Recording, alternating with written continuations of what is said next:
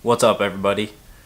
Kyle here with True North Lens. Today I'm going to be talking about what is True North Lens, where I started in photography and videography, and what you can expect from this channel.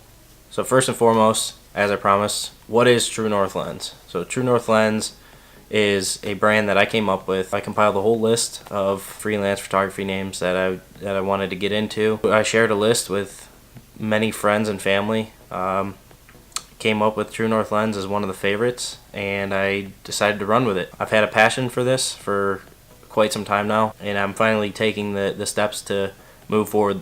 My goal is to take pictures, video, and hopefully do it for a living. Right now it's just kind of a side thing I have going, and I would like to move into doing weddings, birthday parties, commercials, anything that I can get a hold of. All of this is possible with whatever you want to do. Just go out and chase it.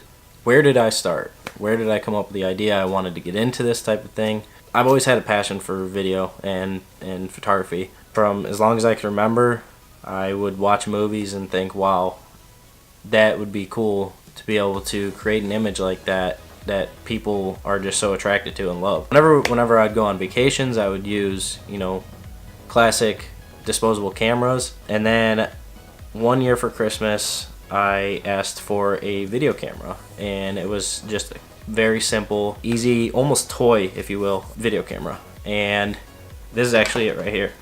It's a sharper image. It plugs in.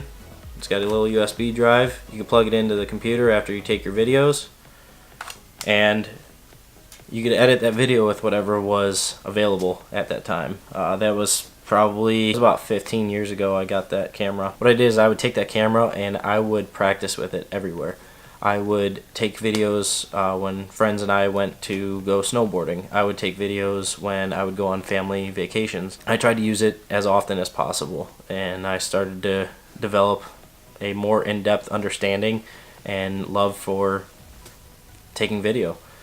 I got really excited about some of the video that I took, some of the pictures that I took, even though on something like this you're not going to get the greatest quality video, but you got to start somewhere. Eventually, when I started to grow and get more involved, I tried to do more in-depth editing and practice my skills going through YouTube tutorials. Still to this day I use YouTube tutorials to help me if I get stuck on editing something. I then moved into getting more involved with phone cameras and seeing what I can do with the technology that I am able to obtain at that time. Not having much of a budget, I can only get bare minimum to take videos or picture. Whatever you can use it. Whether it be just your phone or all the way up to $1,000 camera or even higher. The next camera I moved into, got one of these guys. Good old-fashioned GoPro. Now this is the Hero 2. Obviously before they were waterproof out of the box. I remember when one of my friends, he bought the very original Hero, and I was very jealous and wanted it very bad. I didn't have the money at the time, so I didn't get it. Eventually the Hero 2 came along, and I put some money aside, and I was like, you know what? I'm gonna go get a Hero 2. When I bought this, I took it everywhere with me. I took videos of anything and everything that I could. And one thing that I loved so much about this camera is with this case, I could take it underwater. And so I began to go to pools more and go to the beach more and practice with this and take some cool footage, because you can now take a camera underwater, and that was something incredible to see. You can buy a camera in store, just a nice little consumer price, and go out and take really cool footage that you're probably only used to seeing that in the theaters. Continuing on, I have moved up through GoPros. I went to the Hero 3, skipped the 4, and went to the 5. I currently still have the 5. Haven't made the jump for the 6 yet, because I've been practicing a lot more with DSLR cameras. I am currently using Nikon D800. I also use a Nikon D7200, both of which I love. They're both good at video, both very good at picture, and I just hope to grow my inventory of cameras and grow my experience with you. Where I've gotten so far. So far, I have gone ahead and created my own website.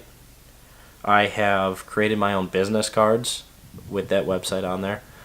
I've got an Instagram link below if you want to check that out. And I'm starting this YouTube channel. I want to continue to grow my freelance photography and cinematography. And I want to show you guys that it can be done on a budget. Again, I don't have the equipment that some of the big YouTubers use, and I want to show you guys some of the stuff that I use. What I've learned so far through photography and cinematography, opportunities don't come to you. Obviously, if you get your name out there more and you keep practicing and pushing for it and moving toward your goals, opportunities may fall in your lap.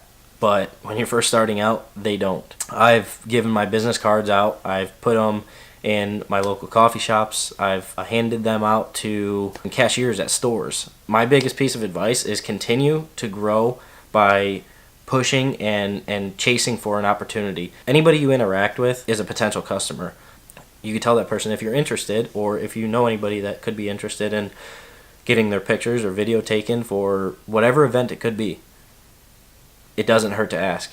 And they now have your business card, and they can come up with an idea, or they can pass it along to a friend that says, hey, you know, I got to find a photographer or videographer or whatever for a wedding, birthday, whatever. That person that now has your business card can go, hey, I actually know somebody, or I met this person that gave me their business card. Here it is, and they'll forward a potential customer right there. As I said, keep chasing it. Go after whatever you can. Videos, pictures. People are willing to hire you. You need to go to them, because 9 times out of 10, they will not come to you. You need to find that opportunity, and you need to go after it. Moving forward to grow this channel, I am planning on introducing you to some of the tech that I use and the camera gear that I use, again, on a budget. And I'm going to give you reviews, ideas of what kind of stuff is good to practice with, what to do if you don't have this stuff. Again, as I said earlier, if you'd like to check out my Instagram or my website, I will leave the link below in the description. That being said, I have a question for all of you. What experience do you have as a photographer or videographer, and where do you plan on taking that experience? Leave your answer down in the comments, and I will try to reply to each and every single one of you. If you enjoyed this video, don't be afraid to hit that like button and share. Also, if you're interested in what I have to offer, feel free to subscribe and ring that bell so that you don't miss any of the content that I have coming up for you guys. Thanks again for watching, and I hope to see all of you next time.